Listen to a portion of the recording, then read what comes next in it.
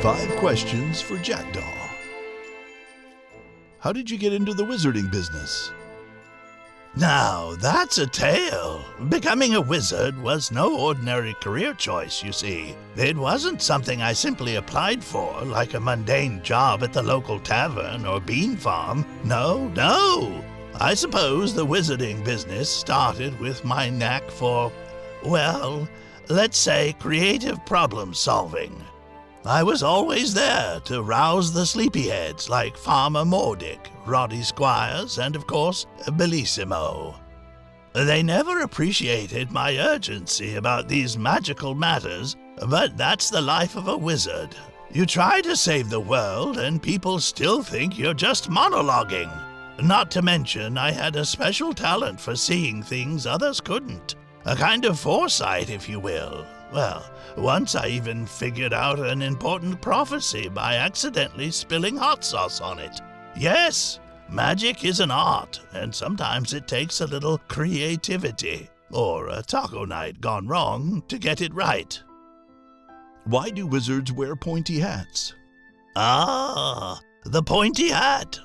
A wizard's most iconic accessory. You'd be surprised how much power and history are tied up in that tall, conical masterpiece. The reason wizards like me wear them isn't just for show, though I must admit we do look rather grand in them, don't we? Firstly, the shape. Pointy hats are believed to focus magical energy. Just like a wand directs spells, the point of the hat is said to channel the mystical forces, concentrating the wizard's power. It's not just about casting flashy spells, but enhancing a wizard's natural ability to sense the unseen. Think of it like having a lightning rod for magic, drawing in all those wonderful arcane energies from the atmosphere. Then there's tradition. Wizards have worn pointy hats for centuries. Some say it goes back to Merlin himself, who incidentally is my third cousin, a rather illustrious family connection. Wizards from all lands took up the hat as a symbol of wisdom, authority, and, well, mystery.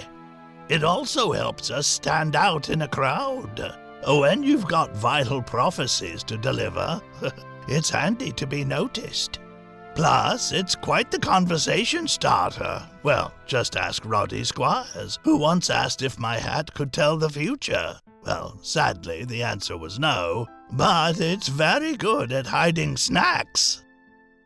What's the hardest kind of spell to cast? An excellent question, and one every aspiring wizard must grapple with. The hardest kind of spell to cast? Well, it depends on the type of magic we're talking about.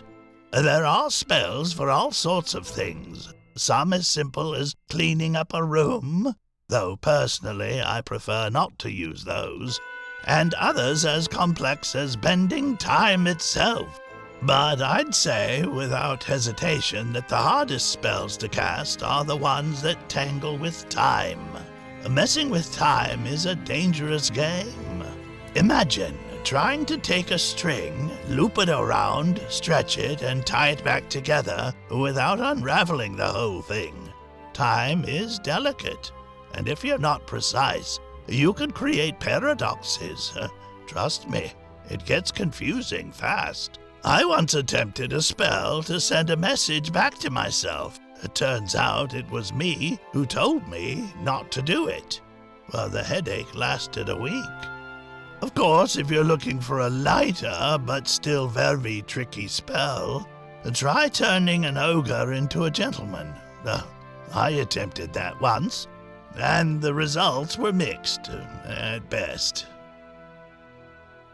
Why are uppercase prophecies better than lowercase ones? The eternal debate of uppercase versus lowercase prophecies. One of the finer distinctions in the art of wizardry. It's not just a matter of typography, my friend. The very nature of the prophecy is at stake. Let me explain.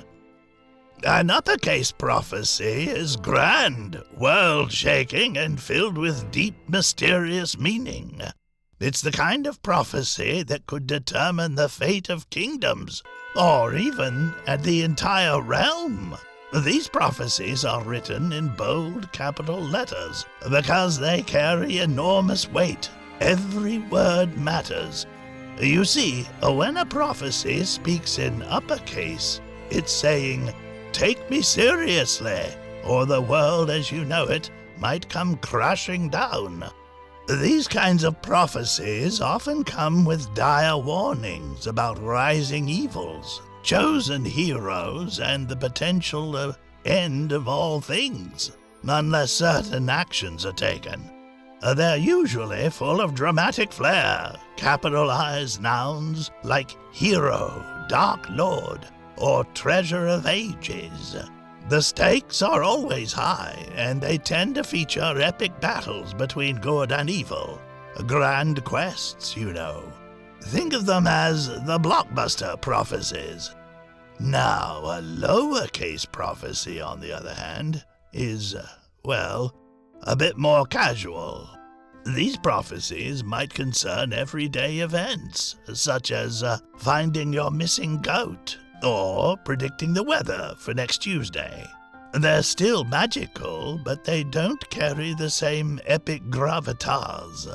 You won't find the fate of kingdoms hanging in the balance in lowercase prophecy.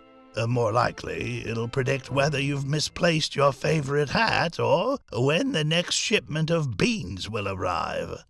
Lowercase prophecies are also easier to misinterpret or dismiss as minor inconveniences. For instance, I once encountered a lowercase prophecy that mentioned a great wind arriving. I thought it meant an actual storm. It turns out it was just Roddy Squires after an unfortunate incident with a bowl of magical chili. I've heard you're a time traveler. What is your favorite time period?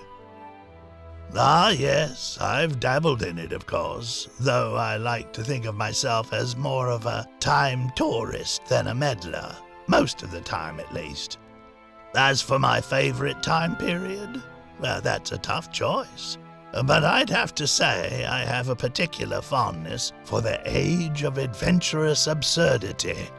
Now, this was a fantastical time, centuries ago, when quests were at their most ridiculous and heroes at their most colorful. This era was filled with magical mishaps, spontaneous duels, and prophecies flying left and right. Often concerning the strangest things, like the fate of a kingdom resting on who could bake the most enchanted pie. The great thing about this time was the sense of humor everyone seemed to have about the whole thing. Imagine a court where jesters were also knights, and ogres were surprisingly good poets. If you were caught in a magical mix-up, you'd just laugh and blame the nearest wizard. A golden age for a time traveler like me. One of my favorite experiences from this period was when I found myself accidentally competing in a magical chicken joust. I was merely observing when, zap, I was suddenly astride a very determined chicken, lance in hand. It was glorious, absurd, and entirely in keeping with the spirit of the age.